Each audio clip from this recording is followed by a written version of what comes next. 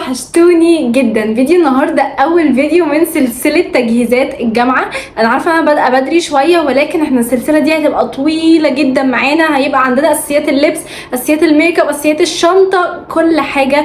نصايح البنات اللي داخله الجامعه، نصايح البنات اللي داخله ثانوي، نصايح البنات اللي لسه مش عارفه هي عايزه تخش ثانوي عام ولا عايزه تخش. كلامي هنا موجه لكل الناس اللي خلصت ثانويه، سواء بقى كنت ثانويه عامه او ايا يكن ايه، سواء كنت هتدخلي جامعه، هتدخلي معهد، هتدخلي اي حاجه. انا بتكلم على الفئه العمريه دي، لكن مش بتكلم على فكره الجامعه نفسها. فعشان كده لو انت بقى داخله على سن الجامعه وسن الدلع ده، لازم تعرفي ان في حاجات كده جديده ورولز جديده تبتدي ان انت تتعلميها، وتبتدي ان انت تشتريها من دلوقتي، عشان لما تيجي تدخلي على الجامعه هتحسي ان انت ناقصك حاجات كتير قوي لسه ما جبتيهاش. فعشان كده لازم تبتدي تجهزي نفسك من دلوقتي كده بالتقسيط، عشان ما تجيش تتصدمي بعد كده.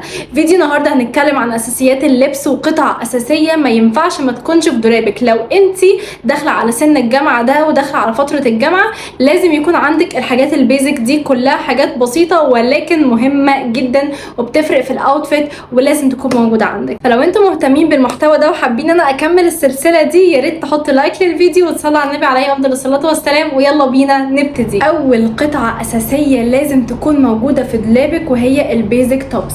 التوبس اللي من النوع ده، التوبس اللي من النوع ده، طبعا احنا هنا بنتكلم على الاساسيات مش بنتكلم على الالوان. يعني كل واحده تختار الالوان اللي تريحها. انا مثلا عندي البيبي بلو، عندي الزيتي، عندي البينك. تمام، البينك طبعا ده اللي هو بيبقى فيه استك من الجنب، في حاجات ما بيبقاش فيها استك، في حاجات زي كده بتبقى كات. طبعا عايزه اقول لكم الحاجات دي والله العظيم يا جماعه بتدي اوتفيت شياكه، بتدي اوتفيت في حته تانية. ليه بقى؟ لان كل مره هتغيري فيها التوب مثلا تحت قميص ابيض، هتغيري التوب تحت سوت كامله، هيفرق جدا في الاوتفيت. وخصوصا لو انت كمان بتحبي الستايل المريح قوي زي ستايلي، اللي هو مثلا بحب البس سويت بانس، بحب البس وايد ليج، بحب البس جينز واسع، فبلبس عليه التوبس دي بتبقى خطيره. ولكن لو الكم بتبقى تحفه. لو الكت ما ينفعش، الكت بتبقى لو انت محجبه لازم تكون تحت شميز او تحت اي حاجه يعني تكون بكم. تمام. طيب بالنسبه بقى للتوبس دي هنلاقيها فين؟ انا مثلا هكلمكم عن التو توبس دول من ديفاكتو، كان الاسود والبني. بصراحه قاعدين معايا بقالهم سنتين وشويه وجامدين جدا جدا جدا، وبصراحه بلبسهم على حاجات كتير قوي، ولكن حاسه محتاجه الوان اكتر. يعني احنا بنبقى في الصيف عايزين درجات مثلا اورنج، يلو، عايزين درجات كده تكون يعني لايقه على الصيف، وفي نفس الوقت ما تكونش بتحرر زي الاسود والبني. ولكن ده ما يمنعش ان انا بحتاج اللونين دول اكتر لونين في حياتي. عندنا كمان التوبس اللي من النوع ده، انا عايزه اقول لكم بس هو بالشقلوب. هي بتبقى برده قصيره سيكه كده، في منها بيبقى مربوط، في منها مش بيبقى مربوط. ولكن انا بحب التوبس اللي هي كده وبتكون جلي كده في نفسها، بحيث ان هي تكون مريحه، ما تبقاش اللي هو قفشه قوي، تبقى واخده يعني الشكل بتاع الجسم. فدي كده اول حاجه معانا. التوبس هنلاقيها في روكسي، هنلاقيها في مصر الجديده في النزهه، هنلاقيها في عباس العقاد، هنلاقيها في الكربه، هنلاقيها في بطرس غالي ده جوه روكسي. فده لو انت ساكنه في الحتت دي، لان هي دي الحتت اللي انا اعرفها واللي انا بجيب منها.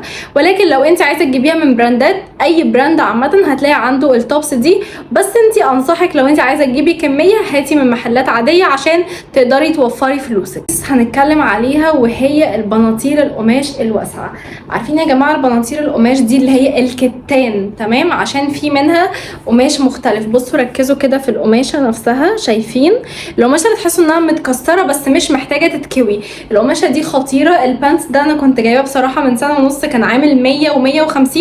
دلوقتي الاسعار ولعت يا جماعه. يعني ده اقل حاجه ممكن تلاقوه دلوقتي 250 300. بس مش مشكله، هاتي البيزك بتاعك اللي هو مثلا البني الاسود. انا عندي بني واسود وعندي درجات تانية، بس انا مش بحب غير الاتنين دول، لان هما اللي بيليقوا على كل القمصان البيضه، بيليقوا على الحاجات السوداء، بيليقوا على لو عايزه البس كذا اوتفيت بنفس الحاجه هحتاج البنطلونين دول. لكن لو انت معاكي فلوس اكتر وعايزه تجيبي اكتر، هاتي بقى الوان مختلفه زي ما انت تحبي. وانصحك تبعدي عن البانس اللي زي دي اللي لونها ابيض، بتبقى شفافه، ما بتبقاش شيك، ما بتبقاش مناسبه للجامعه، لان هي بتتوسخ بسرعه جدا. فدي ممكن تجيبيها كده لخروجه بسيطه، ولكن ما انصحكيش انك تلبسيها خصوصا لو انت محجبه، لان بجد يا جماعه بتبقى شفافه وشكلها مش بيبقى حلو خالص. بشوف بنات كتير قوي لابساه وبحس اللي هو ازاي نزلتي كده. بقى التالتة معانا وهي الجينز بكل درجاته الاساسيه. يعني طبعا مش محتاجه اتكلم عن الاسود، ومش محتاجه اتكلم عن الدرجه التلج دي قد ايه هي بتليق على كل حاجه وبتخلي الاوتفيت بتاعنا في حته تانية. انا عارفه يا جماعه ان في ناس بتحب درجات اللي هي الجينز اللي هي الغامقه قوي دي، انا بحس ان دي مش بتليق على كل حاجه، عشان كده دايما بفضل اللون الفاتح، لان الفاتح بيليق على الفواتح والغوامق، ولكن الغامق بحس ان هو مش بيليق عليه اي حاجه.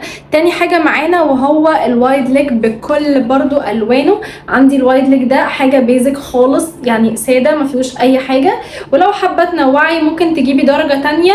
بس ده يا جماعه بصراحه هو فيه زي تقطيعه كده من عند الركبه اهي، بس هي متبطنه. فالمهم في الفكره دي كلها او اللي انا عايزه اوصله لك، ابعدي عن البناطيل السكيني نهائي. ما تلبسيش سكيني، السكيني موضته خلصت، مش حلو على الحجاب. يعني ممكن تلبسيه في حالات نادره او مثلا على حاجات طويله شكله يعني شويه فيمينست، ولكن انا افضل بصراحه البناطيل الوايد ليج او القماش او الحاجات الواسعه المريحه، عشان نبقى كده مرتاحين واحنا في الجامعه، ومرتاحين كده واحنا بنتحرك وبنقعد وبنقوم من غير ما يكون شكلنا يعني مش حلو. نتكلم بقى عن القطعه الخامسه او الرابعه، مش فاكره احنا وصلنا الرقم كام، ولكن هو ده اصلا الاساس اللي كان المفروض يبقى اول قطعه نتكلم عليها، وهي القمصان. القمصان بالوانها بانواعها. ده قميص اسود على فكره، وده قميص بينك بيج او درجات البيج عامه. انا عندي من البيج ده 3 درجات وكلهم بيتقال عليهم بيج، زيتي، اصفر. دي درجات الصيف يا جماعه، مش لازم يبقى عندك كتير، ولكن بجد اهميه القمصان يعني مش محتاجه اكلمكم عنها.